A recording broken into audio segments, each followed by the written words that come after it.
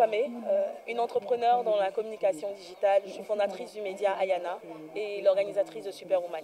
L'objectif de cette rencontre, c'est de permettre aux femmes africaines, donc dans différents pays, de pouvoir se rencontrer, discuter des sujets qui les touchent vraiment et s'accompagner en développant le réseau et développer le potentiel.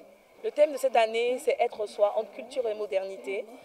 Ce thème a été choisi pour participer, on va dire, à l'éclosion des problématiques des femmes sénégalaises aujourd'hui qui sont, on va dire, on est dans un monde qui est très ouvert, on est avec le digital occidentalisé, etc. On voyage et on revient.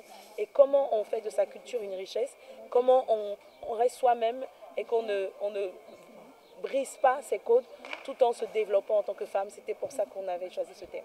C'est en restant elle-même. C'est pour ça que le thème, c'est être soi. C'est de garder son authenticité, c'est de développer ses compétences, c'est d'être autonome, d'apprendre à être autonome financièrement et de rester tout à fait bienveillante et avec son environnement. Donc ce n'est pas forcément d'aller au conflit, mais c'est de pouvoir faire apprendre et faire comprendre aux autres et à son environnement aussi qui elle est et comment elle peut se développer. Ma position à moi, c'est que c'est les deux. C'est une expression de soi, parce qu'il faut assumer sa culture et tout, mais des fois ça peut être un poids social, et comme l'a dit une des panélistes, Aminata, c'est que c'est le poids social dans tous les cas, c'est ce que l'on donne comme poids à ce que les autres peuvent penser. Si une femme le fait pour son bien-être, parce qu'elle se sent bien et qu'elle aime ça, ce n'est pas un poids social, mais si elle le fait pour les autres, ça devient un poids social. Donc tout dépend de comment elle se sent. On se sent quand on